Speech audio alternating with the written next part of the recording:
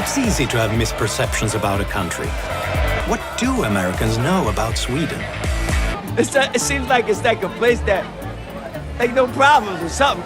It is a socialist economy. I think we should look to countries like Denmark, like Sweden. Say, wow, you want to be like Sweden?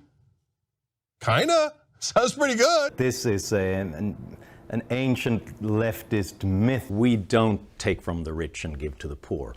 We squeeze the poor because they are loyal taxpayers. Welcome to Question the Narrative, where we examine common narratives pushed by the mainstream media and academia. Is Sweden a utopian socialist paradise, as Bernie Sanders and Alexandra Ocasio-Cortez say, or is this a myth pushed to fulfill a narrative? Sweden is a wealthy country with the 16th highest gross domestic product per capita in the world, ahead of other traditional European powers like Germany, the United Kingdom, and France. Is this wealth due to socialism or something else? If it is a myth, what do they hope to gain from pushing this myth? Welcome to Stockholm, Sweden. My name is Johan Norberg, and this is where I was born and raised. Johan Norberg made this documentary because he wanted to set the record straight. Sweden is not socialist because the government doesn't own the means of production. To see that, you have to go to Venezuela or to Cuba or North Korea. But we did have a period in the 1970s and 1980s when we had something that resembled socialism, a big government that taxed and spent heavily. And that's the period in Swedish history when our economy was going south. Additionally, while Sweden does have government taxpayer-funded education through university, universal healthcare coverage, and generous parental leave policies, it does not have many of the socialist policies that are the pillars of Sanders and Ocasio-Cortez's policies. In fact, Sweden does not have a national minimum wage. It also does not have a basic income or federal jobs guarantee, which are stalwarts of the democratic socialist agenda. Moreover, Sweden's labor market regulations have been trending in a free market direction over the past 3 decades. Actually, according to the Heritage Foundation's Index of Economic Freedom, Sweden ranks higher than the United States in economic freedom. In contrast, notice that in 1995, at the end of Sweden's most socialistic period, Sweden is extremely close to the mostly unfree line. Since reforms away from the crippling effects of socialist policies, economic freedom and capitalism have risen steadily. No, Bernie and AOC, Sweden is not a socialist country. This myth started in the 1970s when Sweden started a highly socialistic phase, and international sensations ABBA and Björn Borg brought worldwide attention to Sweden. The problem is, Sweden's wealth was created prior to this period when it had one of the most capitalist economies in the world. And this was the period when the Swedish model was made famous all over the world, and people looked to Sweden and saw a country that was both socialist and wealthy at the same time. It seemed like it was possible to become one of the richest countries on the planet and have a very generous welfare state. In 1970, Sweden was 25% richer than the OECD average of rich industrialized countries. 25% richer. Between 1850 and 1950, Sweden's per capita GDP increased almost sevenfold. Infant mortality rate was reduced by 85%, and life expectancy increased by an amazing 26 years. Sweden was now one of the world's richest countries. It had one of the most open and deregulated economies in the world, and taxes were lower than in the United States and most other Western countries. Sweden managed to transform its impoverished fate and build the beautiful cities and landscapes we know today.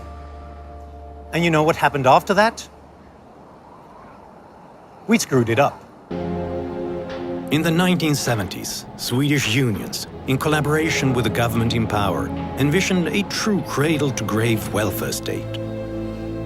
Healthcare, education, and retirement income would all be provided by the government and funded by increasingly larger taxes. Happened was as Social Democrats noticed, wow, people don't want to pay more than like 30% of the income in tax. Well, duh. This wasn't enough to fund the big welfare state. They introduced a new tax, which is the employer's fee. The employer's fee was a hidden tax based on each employee's salary and paid regardless of a company's profitability. In 1970, that tax was 12.5% of every employee's salary. 9 years later, those taxes had tripled to almost 37%, compared to about 12% in the US. But since the money was taken from the employer, few employees were aware of how much taxes had increased. That is, until it started to impact some of Sweden's most beloved figures. Astrid Lindgren, who wrote the very popular children's books, Pippi Longstocking, for instance. She was a social democrat, but she had made a lot of money from her books. She found that she paid 102% in taxes. She wrote this angry essay about a witch who was quite mean and vicious, but not at all as vicious as the Swedish tax authorities. Ingmar Bergman was Sweden's most famous film director. Like Astrid Lindgren, Bergman was also responsible for employer taxes and income taxes. That meant he would pay 139% in taxes. In the 1970s, he ran afoul of Swedish tax laws. We were in the big rehearsing room, and then suddenly somebody came to me and said, the police is downstairs and want to talk to you. And I said, God heavens, what has happened? I was completely confused. He just got so fed up with the tax authority himself that he just basically said that I can't live in this country anymore, and he fled. He fled to Germany. In addition to beloved artists, other talent and capital moved out of Sweden to escape the tax burden and increasing government regulations. The tax rate used to be incredibly high in Sweden. I mean, we were up there at 85–90%. The founder of IKEA, the Swedish furniture shop, moved away. The founders of Tetra Pak, they moved away because they had to. Taxes were too high, and the inheritance tax were so high that it would be impossible to keep a family business going after the generational shift. And all our great sports stars, the Bjorn Borgs and all the others, they all moved from Sweden in the 1970s and the 1980s. From 1976 to 1995, Sweden's economic growth shriveled to nearly 50% of the growth of other developed nations. Countries like France, Germany, Australia and the US. Our economy was in crisis. Inflation had reached 10%. And for a brief period, interest rates soared to 500%. Oh, hell no! Between 1975 and 1995, real wages in Sweden actually fell, despite this being the period when the labor movement implemented all its policies. It was also a disaster for entrepreneurship. In 2000, when economists looked at the Swedish economy, they noticed that all the businesses that we were dependent on for all the tax revenue, for all the jobs, they were created during Sweden's laissez-faire period. Only one of the 50 largest companies in Sweden had been created since 1970. Only one of the 50 largest companies had been created since 1970. And yet, even though taxes were high, they did not bring in enough money to fund Sweden's welfare state. There were waiting lines to get health care. People couldn't get the pension that they depended on for the future. At that point, the Swedish population just said, enough. Sweden then reduced government's role. They cut public spending, privatized the national rail network, abolished certain government monopolies, eliminated inheritance taxes, and sold state-owned businesses. Lower taxes, reformed the pension system so that it wasn't unsustainable. Remember how our economic growth crumbled to 50% of developed countries back in the 1970s and 80s? Well, since the reforms of the 1990s, our growth rate has risen to 50% above the average developed country.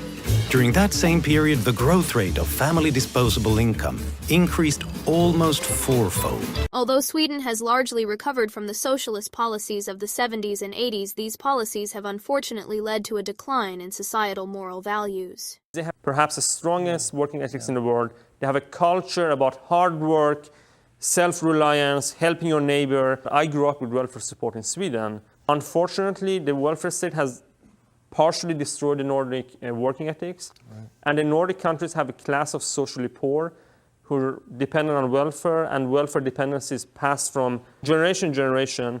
So the World Values Survey asks a question about getting government benefits for which you are not qualified. In the most recent survey, only 55% of Swedes said you shouldn't apply for those benefits. 80% to 55%. So there's a greater willingness to game the system over time. Yeah, we learned that the hard way in Sweden. When we had the most generous government sick leave benefits, it suddenly happened that the, objectively speaking, most healthy population on the planet were off sick from work more than any other population on the planet. In 1988, workers claimed sick leave 1 out of every 8 workdays.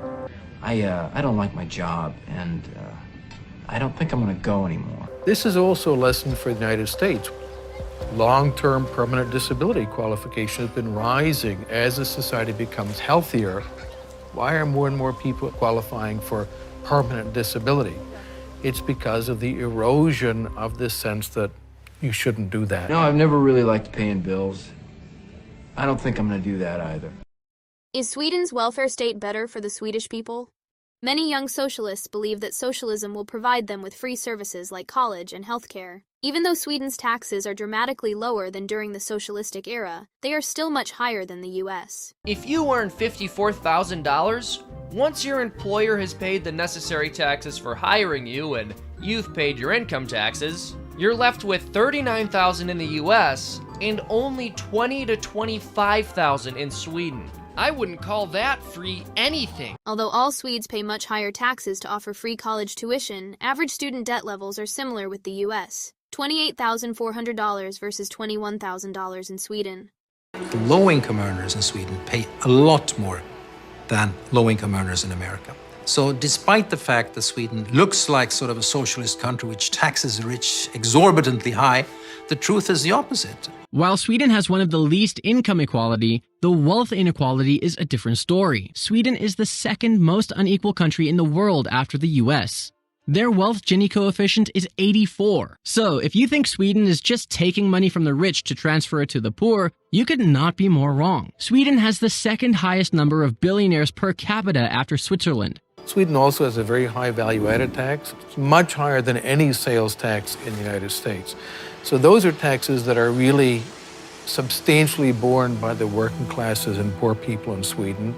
Additionally, partially due to much higher taxes, Sweden's household debt is almost twice the household debt in the United States. If the United States were to try to adopt really the Swedish model, it would mean imposing really high taxes on poor people and working class people. Biggest lesson that Sweden has shown is people who want to redistribute a cake have to make sure someone baked it in the first place. If no one bakes the cake, you can't redistribute it. Sweden has a very productive private market economy. But the one thing our country has learned is that without economic growth, there is no wealth to share. Then everyone suffers, the poor most of all. Within minutes of performing a Google search, it is obvious that Sweden is not socialist. Not a utopia, and their brief love affair with socialistic policies brought about their worst economic period in modern history. Why then are the legacy media, leftist celebrities, Bernie and AOC pushing this narrative? Are they just grossly misinformed, or do they have an agenda? What do they have to gain by pushing this narrative? Socialism has never worked and has led to some of the worst atrocities the world has ever seen. Who truly benefits from the creation of a true socialist economy? Young American socialists claim that all previous attempts weren't real socialism, and if it is just done right, it will create a utopian society. Gunnar and Alva Myrdal, the intellectual parents of the Swedish welfare state, talked about how Sweden was uniquely well adapted to having a welfare state. Said that if the welfare state can't be successful in Sweden, it will not be successful anywhere. Capitalism is not perfect, but as long as there are greedy, power-hungry people in the world, no economic system ever will be. If you think communist Soviet Union had no class division, you could not be more wrong. And of course, many of today's problems have been created with the help of the government.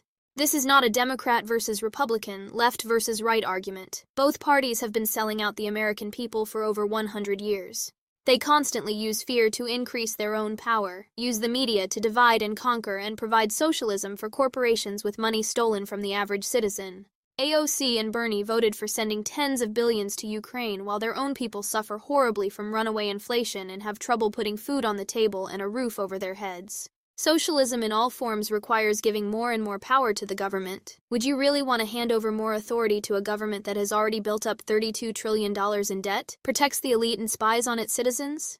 People don't have any sense of how insane an amount of money $1 trillion is. If you could take $1 million every day and put into a fund, it would take 2,739 plus years to reach $1 trillion. Based on their actions, do you really think the elite care about the common American? Are they just trying to buy votes, or is there something more sinister behind pushing these narratives? If you enjoyed this video, please like, subscribe, comment, and hit the notification bell for future updates.